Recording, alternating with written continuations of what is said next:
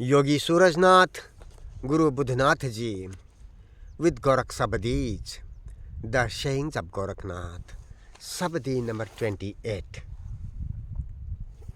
bharyā thīrã झलझलंति ādhā, sidhẽ sidh milyā re Avadhū, bolyā aru lādhā. Translation by Yogi Surajnath and Bhagwan Nath. Those who are filled are calm. The half-filled are in a flap. Siddha meets siddha, O Avadhū. They talked and gained something. Some explanation, a detailed explanation in English. Last time we have explained this sabadi in Hindi. Now we explain this sabadi in English. In this sabadi, there occurs the word Avadhū for the first time.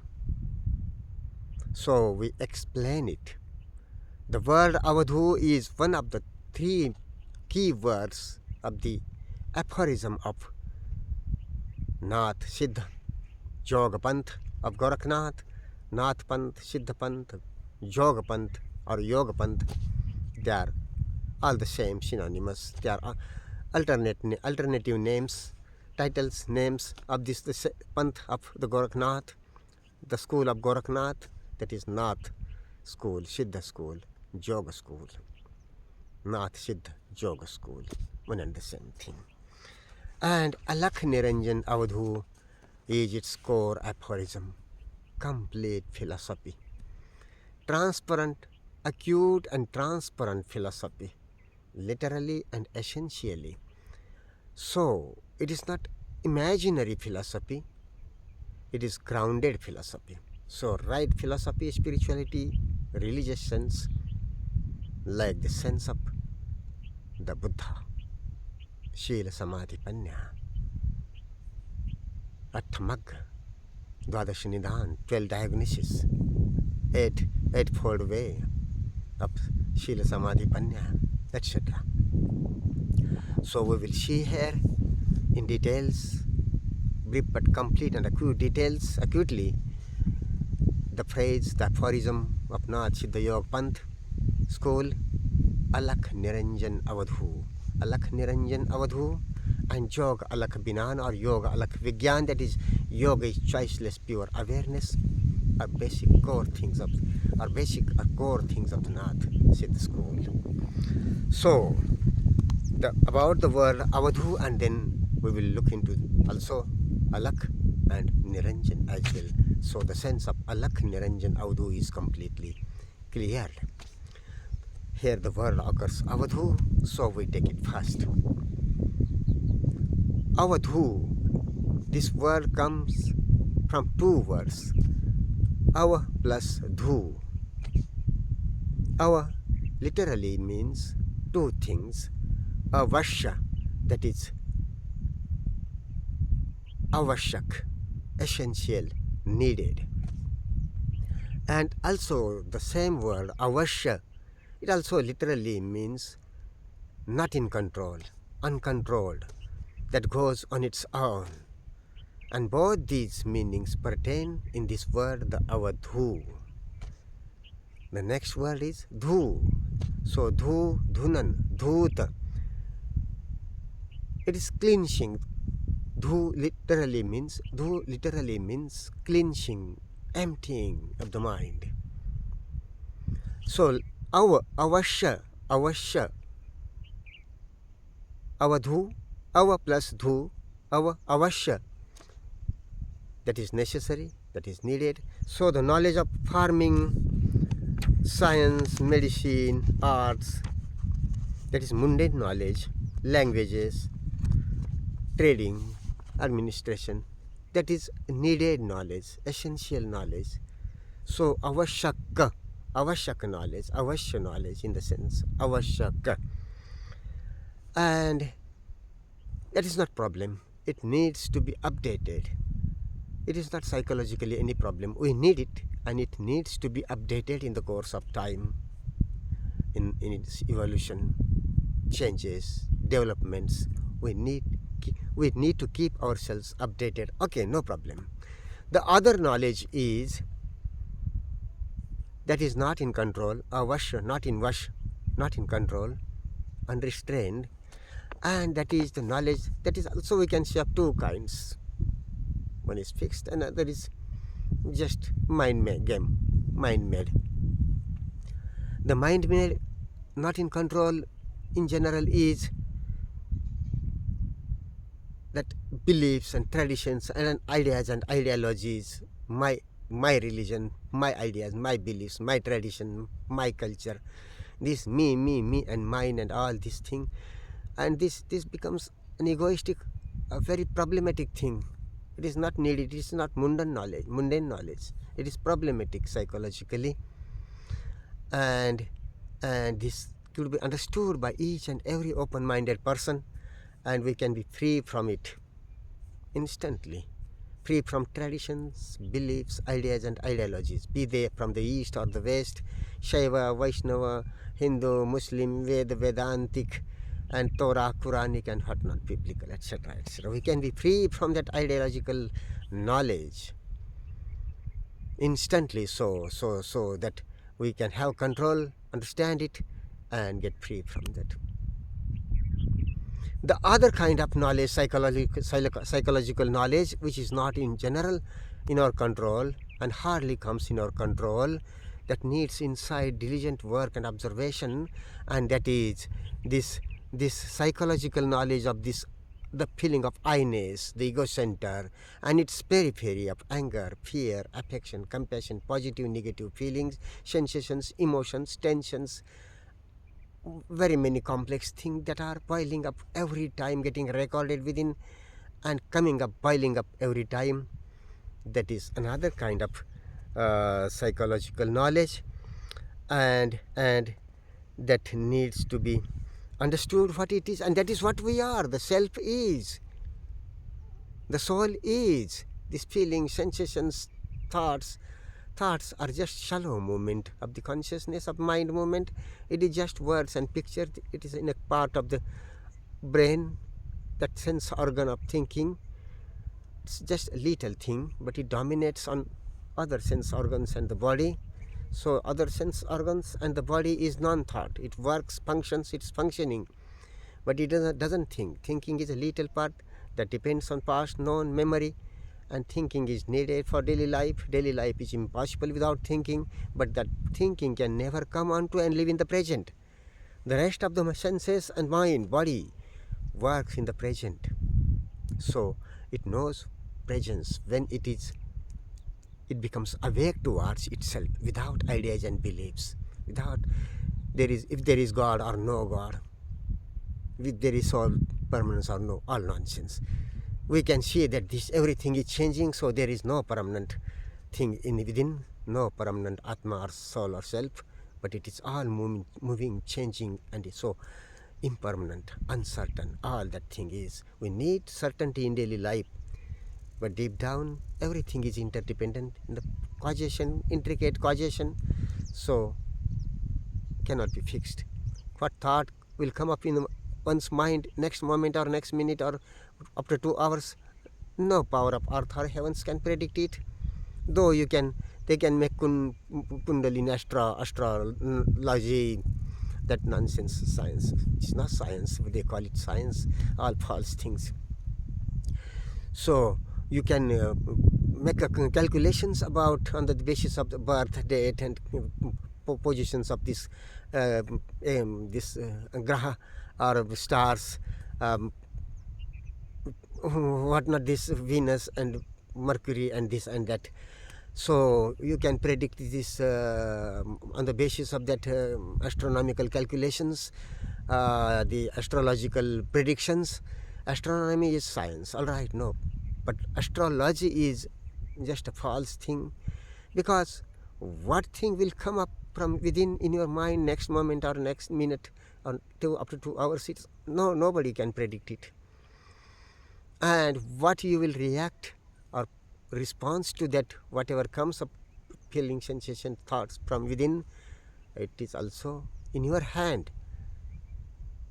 You can do this way or that way, response or react this way or that way, or you can even observe and end with that.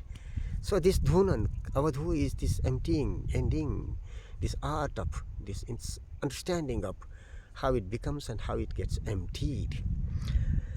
So avadhu, there are these, and then there are these two words, avadhu and avadhūta.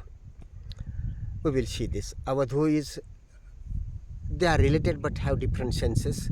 And avadhu is a seeker or insightful meditator who goes on emptying in the fire of observation, meditation, while an avadhūta, is one whose consciousness is absolutely emptied. Thus an avadhūta is an arahat, a nirvanic person. But the emptying of this moment is absolutely important, and that absolute nirvana, whenever it happens, all right, no imagination, we cannot predict it, but we can go emptying and unburdening, deepening into life as a matter of fact, actually, and that is most important. So this first mundane knowledge, such as for language, farming, science, trading, arts, etc., it is necessary, it is needed, needs to be updated. And the other psychological knowledge of feelings of I-ness, attachment, greed, fear, affection, envy, sympathy, worry, anger, compassion, tensions, or any sensations, feelings, bhav, pauna. And mundane knowledge is not a problem in itself, we need it, and it always has to be updated. However, psychological knowledge is under unrestrained. That knowledge of this I-ness and anger, fear, it is in general unrestrained. It has its own moment in flux, intricate causation. It governs our every mental, vocal and physical action. And it is capable of maintaining and multiplying itself. That is what our becoming is. And all this time, it multiplies to itself with desire thought, moment of desire thought. When desire thought takes over, desire takes over, thought takes over, the thought and desire go together. And then there is thought works on the past, desire works on the basis of the past. So time, past, future. So time, becoming, sorrow and ignorance. Clear. And this, it has its own momentum in flux, this psychological knowledge of anger, fear, sympathy, worry, feeling of I-ness, the observer, and the observed of anger, fear, compassion, affection, etc. It governs of our every mental, vocal and physical action, and is capable of maintaining and multiplying itself. It is what we are, our soul is, our self is, our atma is. Pantha jalanta atma mare. Soul is very from wandering, traveling, and it's a time matter. We feel tired, so our atma is tired. That is what our atma is, our soul is, our self is. It's not, there is no any permanent thing within, no permanent atma. Don't believe it, just look within, moment to moment, with freedom from the known by knowing its place and limit with the alak sense, so that your observation is clean and clear, pure, transparent, and you feel life as it is and get insight into life through the fire of observation. So inquiry and insight into becoming, time, thought, desire, time and becoming, and the ending of this psychological knowledge, the ending of time and becoming, sorrow and ignorance, insight into this fire of observation, and the ending of this I center and its periphery, the ending of the self, is what is needed. Dhu stands for this cleansing or emptying. Observation is meditation and emptying, the way of nirvana. Further, nirvana, van means desire, nir means no desire, free from desire. So desirelessness implies no thought, not getting into thought and time. So innocence, presence, pure awareness, and that is this awareness that is free from desire. Despite desire is coming up, it is also in the fire of observation. Desire of attraction, repulsion, anger, fear, and tensions, sensations, emotions, feelings, all that. So observation is meditation and emptying. Right observation implies freedom from the known, the elections, and anityabodh, insight into impermanence. And so emptying of what is being observed, the way of nirvana. Further, we should understand that meditation does not mean having an unbroken continuity of observation, which is impossible by nature. No ideal of a continuity of observation. Mind wanders again and again.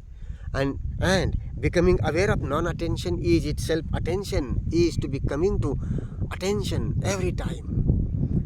So when we are serious with ease, you are open to becoming to observation by understanding the place of thought when it is needed to be used in daily life. Otherwise, freedom from thought, this part of this body-mind complex, little sense organ, and the rest of the sense organs and body is aware of itself.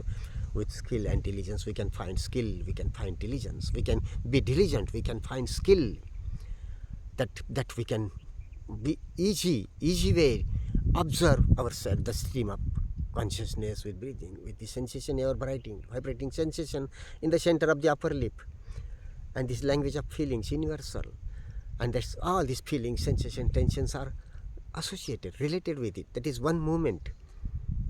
Little spilling of energy, little spilling of energy in thoughts and words movement. No problem. I ignore it. I give all importance to this feelings, sensation, tensions. That is what the meat of life and its movement is. Understand? We feel life through sense organs in the body, from within and around. And when we are aware of the body, of expressions, feelings, sensations, tensions, emotions, we are with the stream of life as it is. Otherwise, we are in thought, in time, in past or future. So simple, so absolutely clear.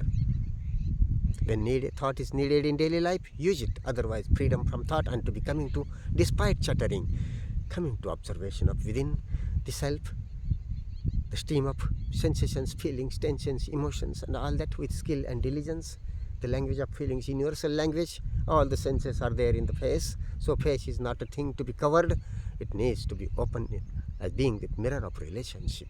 That way, whether we like or not, but that way we know what we are, what life in relationship is, and how this life movement, which is not just limited to me, but it is in and out, ebb and flow, and whole global stream of consciousness, that I am responsible to affect not only to me, but to this global stream of consciousness. I am responsible that I affect actually. So when this global stream is set right within, it is being set right in the global stream as well through me. Me is not separate. This me is a functioning. This me, this I is a functional necessity to say that this me, this I meditate, etc. Otherwise, meditation, observation is free of I. It is observation of I-ness, and it's periphery. So the ending of the observer and the observed together. The observer is the observed, and observation is the ending of the observer and the observed, all in one, all together. That is what the dying of the self is. Our dying that is sweet is. So Gorakh Sabadi say, die yogi, truly die. Dying is sweet. Die the death Gorakh died, beholding. So Dhu stands for this cleansing, inquiry and insight into becoming and the ending of the psychological knowledge. Insight into the fire of observation and the ending of the I center and its periphery. Whether seer, witness or whatever, the I in any form is center and related with periphery of the observer. So the ending of that center and periphery in any form is what is needed. Dhu stand for this cleansing or emptying. Observation is meditation and emptying, the way of nirvana. Further, we should understand that meditation does not mean having an unbroken continuity of observation, which is impossible by nature. Becoming aware of non-attention is itself attention, is to becoming to attention. So Avadhū also means a meditator, one who meditates, a functional necessity to say, lives emptiness. It is the last word of the famous declaration of siddhas, which is Alakh Niranjan Avadhū. Niranjan is composed of Ni plus Ranjan. nir plus anjan, ni plus ranjan, 3 ways. All that essentially mean the same thing. Ni or nir is a negation, not un, without, and ranjan means entertaining, coloring, so desire of attraction or repulsion. And anjan means taint, dirt, psychological dirt, taint, time matter, recording that's and taking over about past. Past time is dirt, psychological dirt, burden. That is what the self is, me is. And ranja means sorrow. So ni ranja means no sorrow, free of sorrow. Nir anjan means free of taint, dirt, means pure energy. Niranjan means free of entertaining, free of desire. So all these three, niranjan mean the same thing. That is free of desire, free of dirt, free of sorrow, free of time. So pure energy. This very alak sense is pure energy. The word alak, niranjan, avadhu, they are just 3 words, otherwise their sense is related, is one and the same. They cannot be separated. Altogether they are related. To explain this philosophy, this sense in details, in clear-cut way to understand it intellectually and get a jump beyond this thought and intellect, so that way the alak, niranjan, avadhu. So niranjan is pure energy and it sprouts from the alak sense. Attention is niranjan energy, which is the awakening of bodhi from nowhere on its own. Bodhi means panya, Brahma Agni, divine fire. In Jiddu's words, intelligence, not intellect, intelligence, emptiness, and emptying up our consciousness. Attention is niranjan energy, which is the awakening of bodhi from nowhere on its own and emptying up our consciousness in the fire of observation. That is the ending of becoming time, becoming sorrow and ignorance. The alak sense is the basis of all this alak, niranjan, avadhu, which is to know the place and limit of the seen, the known, and is thus freedom from the seen, the known. It is to remain with the unknown, to live by youthfulness, bala, Gorakh bala, to live by youthfulness, free from the known by knowing its place and limit. That is the alak sense. That is what Gorakh bala is. And whoever lives with the alak sense, with freedom from the known by knowing its place and limit, is he or she is a Gorakh bala. And we need to live this alak sense, observation, meditation consciously. So the word alak, which is the first of this aphorism, alak, niranjan, avadhu, the word alak is made up of 2 words, a plus lak. A means no, not, without, negation, free from, and literally, and lakh is from lakhana, to see. So lakh, lakhit, lakha hua, that is seen, having seen, known, having known, that is memory, data, record, which is needed for daily life. Mundane knowledge, no problem. Ideological knowledge, problem, nonsense. So freedom from even right knowledge, we need to jump beyond right knowledge, Buddha, what Buddha says, what Gorakh says, without depending on Gorakh or Buddha, without believing. Understand it by ourselves. Intelligently, diligently understand it and take a jump and come to observation with freedom from the known, even that from things from Buddha, Gorakh. So innocence is pure sense in itself. Innocence implies presence, attention, presence, to be coming to it. So lakha is the known, seen, and freedom from the seen is known by knowing its place and daily limit, by knowing the place and limit of the lakh, the known, the seen, because lakh, the seen, the known is needed in daily life, but psychologically it is no use, it is hindrance, it is obstructions, it is taking over, time is taking over then psychologically. So psychologically we need observation, not thought or thinking, not ideas and beliefs, but freedom from thought and traditions and beliefs and ideas and ideologies. So presence and innocence, that is what Gorakh Bala is, being a Bala is, and anybody can be it, can live so wisely, intelligently. So the alak sense is freedom from the known by knowing its freedom from the seen, the known by knowing its place in daily life and its limit psychologically. So alak niranjan avadhu, pure awareness. So Gorakh defines yoga as jog alak binan, yoga alak vigyan. Yoga is choiceless, desireless, pure awareness to be coming to, and it is always in the present, to be coming to it while waking, while sitting, while lying down, and in sleep. Meditation enters into sleep automatically, naturally, and we can live it with skill and diligence. Without the basics, when basics are clear, this alak niranjan avadhu is basic thing, sila samadhi panya is basic thing. When this is clear, then in whatever variations of life we can live it, we can live meditation. When we need to give attention to the work, to driving, to daily work, then when we live attentively, presently, then work is done good.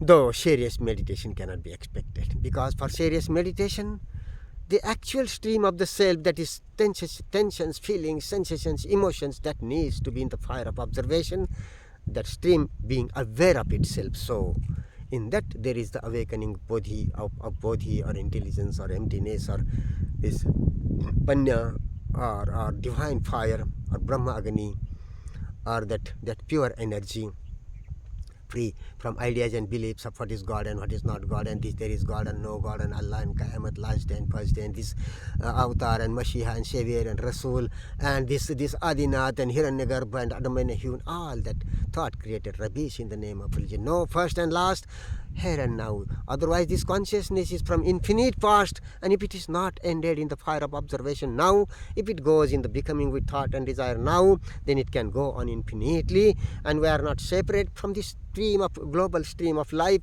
We are a part of this stream, and so we are like a wave in the ocean that comes up from the same ocean and goes on for some time and merges in the same ocean waters, and then there are coming up many other waves also. But no, the waves are coming up from the same water global stream of consciousness, but no wave is a rebirth of any earlier wave, no wave is incarnation of any earlier wave. This becoming of life, and this all together little, well, legally we are responsible, we are separated, but psychologically at little deep down we are a part of this stream. So we feel criminal, and that is affecting our consciousness. Though we physically we are not committing, physically, vocally we are not committing a crime, but when we feel criminal things, and that affects our consciousness, then that is being recorded within us. Causes are there of being criminal within us too. It is so apparent. So compassion as a legal necessities, do whatever, act as a police, as a judiciary, as a judge, judicial officer, whatever. But psychologically you are not separated from that criminals. You are part of those criminals. Understand it. Life is compassion, and life is so very cruel as well. And this cruelty and compassion both are not separated, they are together. When understanding is there, you do whatever is needed out there, but within you feel compassion for everything, for everybody, for yourself and for others. So the compassion of presence of meditation is one thing, and compassionate thoughts and thinking, that is another thing. All right, here we complete it. This pure knowledge, subscribe it, share it with people. No traditions, no beliefs. This knowledge, this wisdom is what is needed. Gorakh sense, Buddha sense, Bodhi sense is needed by each and everybody throughout the world. Not the traditions and beliefs of ego-centered things. Let's keep the way of intelligence awake, and that is, in this sense, there is a saying that "Aage aage Gorakh jage," or alak.